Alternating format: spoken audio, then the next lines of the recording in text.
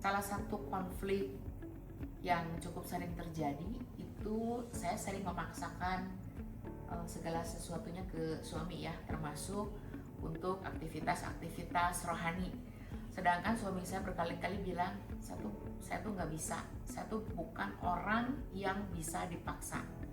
Jadi karena udah sering terjadi keributan, saya nggak mau dipaksa, saya nggak mau dipaksa, dan saya nggak mau dipaksa. Akhirnya mungkin sekitar ya hampir 15 tahun kalau saya ikut kegiatan-kegiatan rohani, ya saya udah nggak mau ngajak dia lagi karena kayak udah kebayang jawabannya ya. Tapi sebenarnya dalam hati kecil saya rindu suami saya tuh bisa bareng-bareng dengan saya untuk ikut kegiatan rohani. Dan ini tuh sebenarnya jadi doa saya juga ya, saya minta ke Tuhan supaya suami saya itu bisa jadi imam dalam keluarga, bisa kami berdua tuh bisa dipakai Tuhan untuk melayani Tuhan bersama-sama dengan keluarga.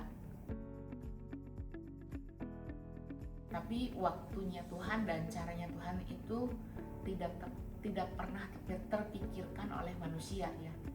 Saya juga cukup surprise karena lewat FD ini tuh Tuhan mengubah suami saya yang tadinya dia pokoknya jauh lah dari Tuhan, ke gereja aja kalau telat itu nggak apa-apa gitu ya, tapi kalau nonton ke bioskop kalau telat itu jadi apa-apa. Tapi sekarang kebalikan, kalau dia ke gereja itu harus datang lebih awal gitu ya. Nah, dan lewat FD ini tuh dia jadi rindu membaca firman Tuhan. Ya selama hidup perkawinan kami, saya tuh nggak pernah melihat Rudy yang sekarang. Bahkan setelah ikut FD ini, Tuhan mengubah dia. Saya benar-benar merasakan imam dalam keluarga itu hadir kembali. Dan ada kebiasaan-kebiasaan kecil yang saya sangat syukuri ya. Misalnya ketika dia mendapatkan hayat atau sesuatu hikmat dari Tuhan, dia tuh membagikan kepada saya dan kepada anak saya. Ini loh yang papa dapetin pagi hari ini. Jadi kita tuh kadang-kadang pagi ya membahas ayat-ayat tersebut.